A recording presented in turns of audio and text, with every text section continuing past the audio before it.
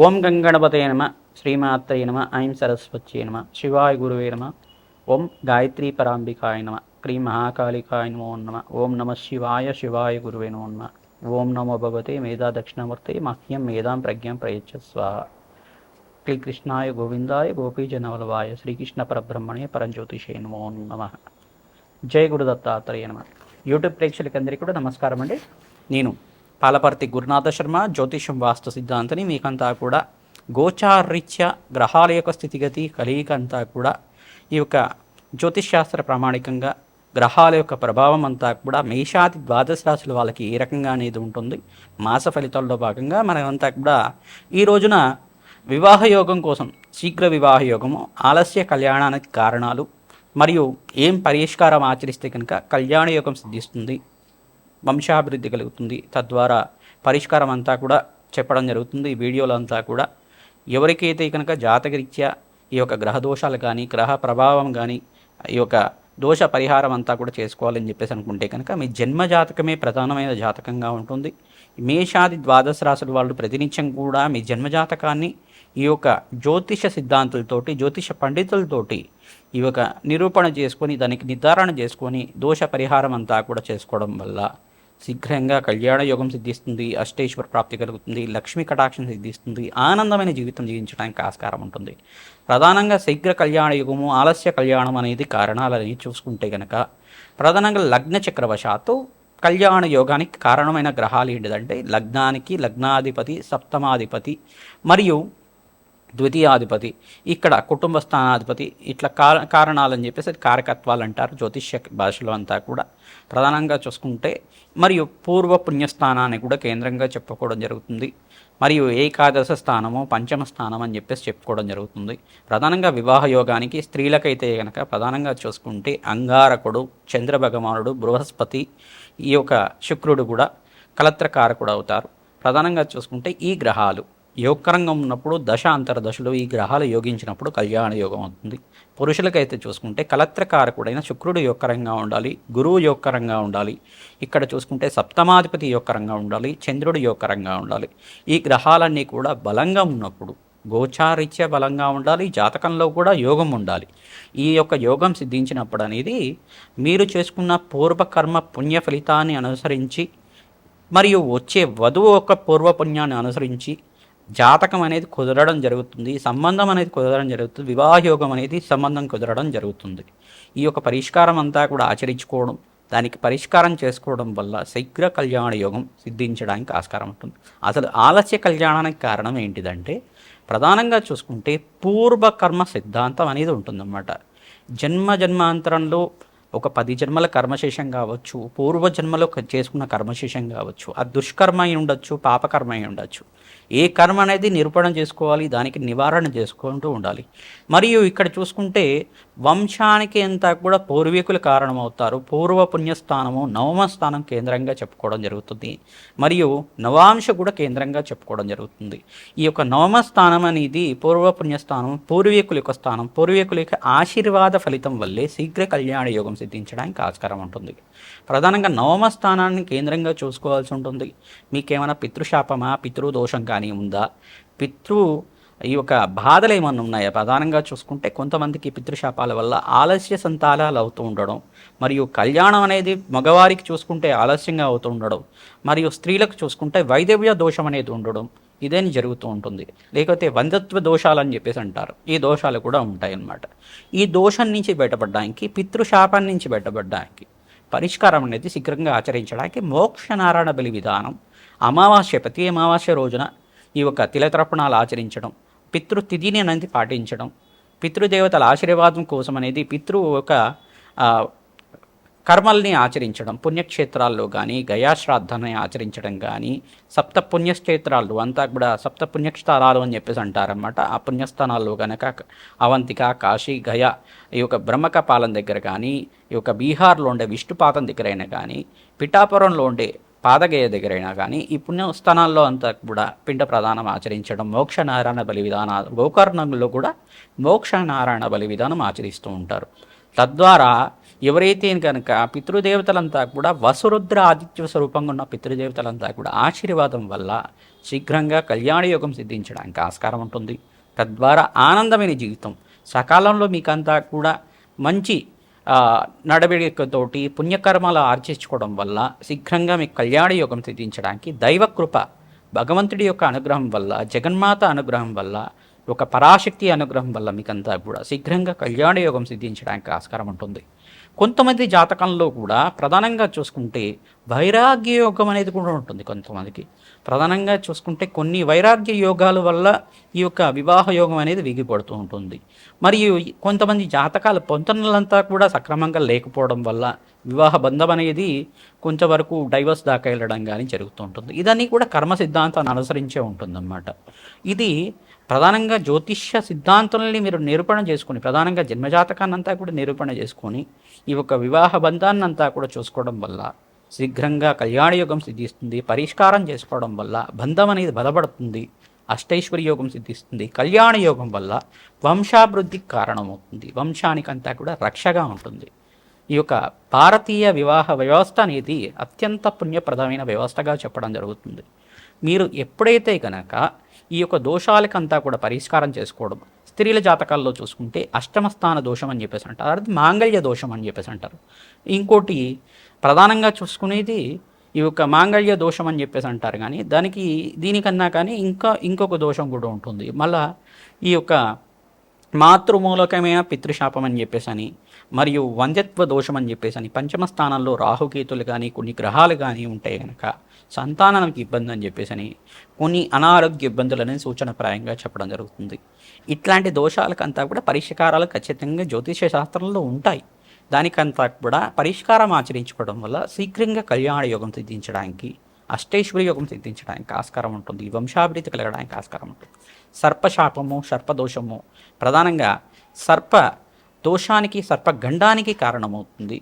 కొన్ని దోషాలనేది కూడా చెప్పడం జరుగుతుంది. జ్యోతిష శాస్త్రంలో కొన్ని రాహుకేతులకు స్థానాలే కాకుండా ఈ యొక్క రాహుకేతు మధ్యలో అంతా కూడా అన్ని గ్రహాలు ఉన్నప్పుడు కానీ ఈ యొక్క పద్మకాల సర్పదోషము, కర్కోటక కాల సర్పదోషము, ఆదిశేష కాల సర్పదోషము, కులింగ కాల సర్పదోషము, ఈ యొక్క వాసుకి కాల సర్పదోషము అనేది కొన్ని నవవిధాలుగా ఉండే కాలసర్పదోషాలు అనేది ఉంటాయి. 18 రకాల కాలసర్పదోషాలు, మహాదోషాలు ఉంటాయి. ప్రతి ఒక్క జాతకంలో కూడా కాలసర్పదోషం స్వల్పంగా ఉంటుంది. దాని నుంచి బయటపడడానికి పరిష్కారం అంతా కూడా సర్ప ప్రతిష్ట, నాగ ప్రతిష్ట, సుబ్రహ్మణ్య స్వామి ప్రతిష్ట అంతా కూడా ఆచరించుకోవడం శీఘ్రంగా కళ్యాణ యోగానికి కారణమవుతుంది. కుజదోషం అని చెప్పేసి ఉంటారు. కుజదోషం అనేది భయపడడానికి అవసరం లేదు. ప్రధానంగా చూసుకుంటే లగ్న చక్రవశాత్తు, చంద్రలగ్నవశాత్తు, శుక్రలగ్నవశాత్తు చూసుకోవడం జరుగుతుంది. ఈ లగ్న చక్రవశాత్తులో కుజుడు కొన్ని స్థానాల్లో ఉంటే కనుక దోషకారుడు అని చెప్పేసి అంటారు. దానికి పరిష్కారం ఆచరించుకోవడం, కుంభ వివాహము, శ్వేతర్క కళ్యాణం కానీ, లేకపోతే అశ్వత్థనారాయణ కళ్యాణం కానీ, సుబ్రహ్మణ్య స్వామి కళ్యాణం కానీ, శివపార్వతుల కళ్యాణం కానీ, లక్ష్మీనారాయణ కళ్యాణం కానీ, వెంకటేశ్వర స్వామి కళ్యాణం కానీ తరచుగా ఆచరిస్తూ ఉండడం ప్రధానంగా శీఘ్ర కళ్యాణానికి యోగకరంగా అవుతూ ఉండడం జరుగుతూ ఉంటుంది. కొంతమంది జాతకాల్లో కనుక 35 దాటిన తర్వాత వివాహ యోగం అనేది ఉంటుందన్నమాట. దీన్ని ఆలస్య కళ్యాణంగా పరిగణనలో తీసుకోవాలి. దీనికి కారణం ఏంటంటే పూర్వజన్మ కర్మ సిద్ధాంతము, పితృదోషం అని చెప్పుకోవడం జరుగుతుంది. దీనికంతా కూడా కుజదోషం కూడా మీకు నవాంశలో కానీ లగ్న చక్రంలో కానీ ఉండడం వల్ల కూడా జరుగుతూ ఉంటుంది. ఇది ఒకటే కారణం అనేది కాదు. మీరు చేసుకున్న పూర్వకర్మ సిద్ధాంతాన్ని అనుసరించి మీ జీవన విధానం ఉంటుంది. మీరు ప్రధానంగా ఈ దోషం నుంచి బయటపడాలి, శీఘ్రంగా కళ్యాణ యోగం కావాలి అంటే కనుక గోమాత దానాన్ని చేసుకోవడం, మరియు గోమాత పూజని ప్రతినిత్యం కూడా ఆచరించడం, శివపార్వతుల కళ్యాణం ఆచరించడం, ప్రధానంగా యజ్ఞాతి క్రతులు అంతా కూడా ఆచరించడం. ఎప్పుడైతే కనుక యజ్ఞాతి క్రతులంతా కూడా ఆచరించిన వాళ్ళకి శీఘ్రంగా కళ్యాణ యోగం సిద్ధించడానికి ఆస్కారం ఉంటుంది. ప్రధానంగా శుక్రుడికి, బృహస్పతికి, మీ లగ్నవశాత్తు లగ్నాధిపతి, సప్తమాధిపతి, పంచమాధిపతి, ద్వితీయాధిపతికి జప హోమాది కార్యక్రమాలు ఆచరించుకోవడం, ప్రధానంగా మీకంతా కూడా ఈ యొక్క స్థానాల్లో ఉండే గ్రహాలు ఏ గ్రహం అయితే బలహీనంగా ఉన్నాయో గ్రహాలకంతా కూడా శక్తి వచ్చే విధంగా గోచారరీత్యా ఈ యొక్క దశలో ఏ దశ నడుస్తుంది, ఆ గోచారరీత్యే ఒక మీకు జాతకంలో ఏ దశ నడుస్తుంది, ఏ మహర్దశ నడుస్తుంది, గోచారరీత్యా ఆ గ్రహం అంతా కూడా బలంగా ఉందా లేదా. ప్రధానంగా కొంతమంది తెలియక రాహు మహర్దశలో కానీ కేతు మహర్దశలో కానీ వివాహం చేస్తూ ఉంటారు. అట్లా చేయకూడదు ఎప్పుడు కూడా. అట్లా చేస్తుంటే ఎక్కువ కేసెస్ అన్నీ కూడా ప్రధానంగా చూసుకుంటే డైవర్స్ దాకా వెళ్ళడం జరుగుతూ ఉంటుంది. రాహుమార దశలో వివాహ యోగం అనేది ఎక్కువగా చేయకూడదు. దానికి బృహస్పతి యొక్క దశ వచ్చిన తర్వాత వివాహ యోగం సిద్ధిస్తుంది.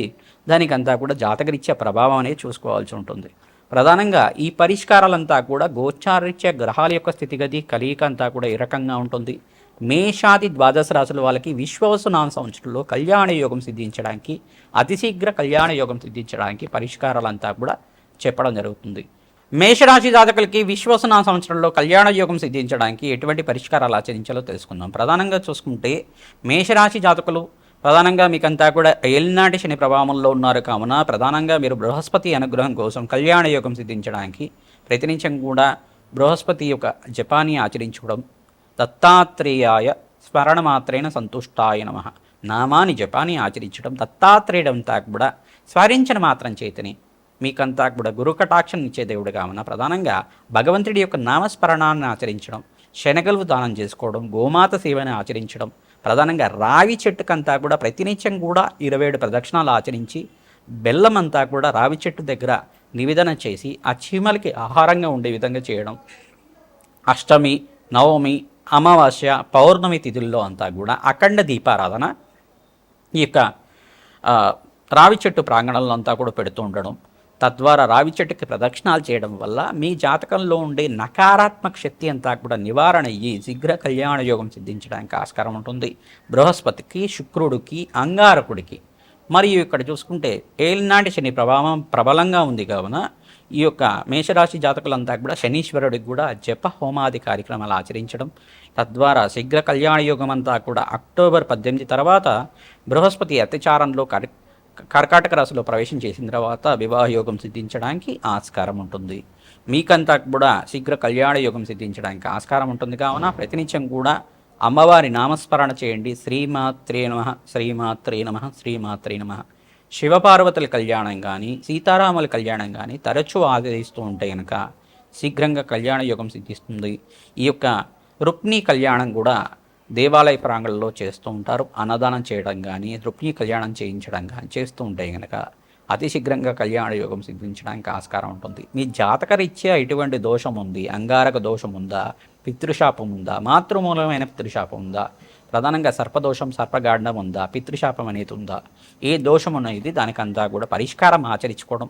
మా యొక్క ఫోన్ నెంబర్కి మీ జన్మజాతకం అంతా కూడా date of birth, place of birth, time of birth అంతా కూడా వాట్సాప్ చేస్తే కనుక మీరు అపాయింట్మెంట్ తీసుకొని జాతకం అంతా కూడా విశ్లేషణ చేసుకుంటే కనుక శీఘ్రంగా పరిష్కారం చెప్పడం జరుగుతుంది. తద్వారా మీకంతా కూడా అమ్మవారి కటాక్షం వల్ల మీకంతా కూడా అతి శీఘ్రంగా కళ్యాణ యోగం సిద్ధించడానికి ఆస్కారం ఉంటుంది.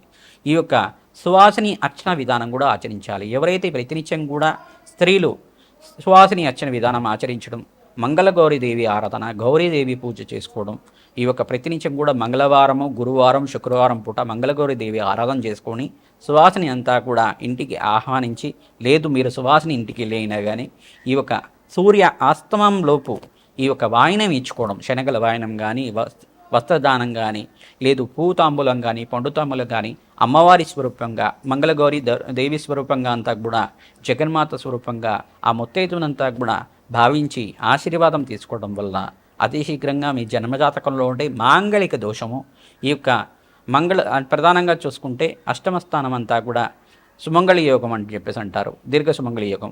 ఈ యొక్క మాంగళ్య దోషం నుంచి బయటపడడానికి ఆస్కారం ఉంటుంది.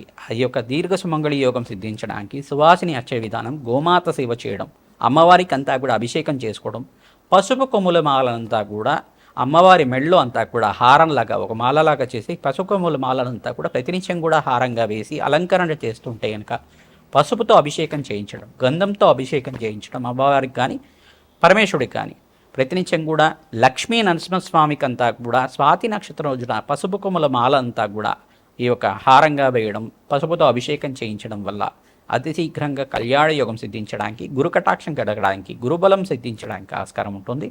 తద్వారా మీరంతా కూడా అష్టేశ్వర యోగం సిద్ధించడానికి ఆస్కారం ఉంటుంది.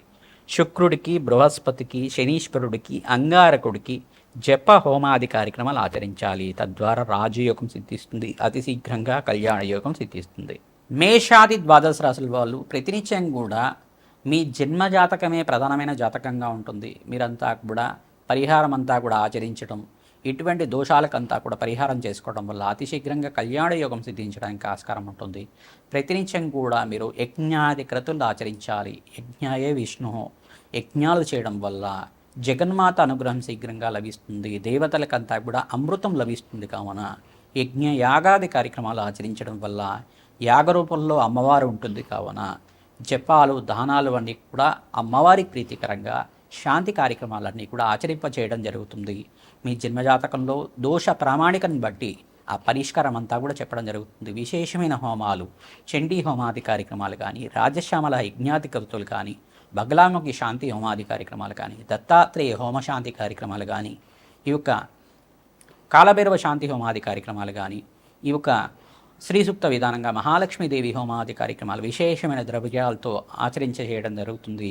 ప్రతినిత్యం కూడా ఎవరైతే కనుక మీ జన్మజాతకాన్ని జ్యోతిష పండితులతోటి విశ్లేషణ చేయించుకొని పరిహారం అంతా కూడా చేసుకోవడం, రత్నశాస్త్ర ప్రామాణికంగా జాతకరీత్యా కానీ ఈ యొక్క శాస్త్ర ప్రామాణికంగా పూర్వజన్మ కర్మ సిద్ధాంతాన్ని ప్రకారంగా కూడా మీకు పరిష్కారం చెప్పడం జరుగుతుంది. ఆ పరిష్కారాన్ని ఆచరించుకోవడం వల్ల శీఘ్రంగా కళ్యాణ యోగం సిద్ధిస్తుంది. కావున ప్రతినిత్యం కూడా ఈ పరిష్కారాన్ని ఆచరించండి. గోమాత సేవ చేయండి. పసుపు కొమ్మల మాలనంతా కూడా అమ్మవారి మెడలో హారంగా వేస్తూ ఉండండి. మహాగణపతికి అంతా కూడా పసుపు కొమ్మల మాలను వేస్తూ ఉండండి.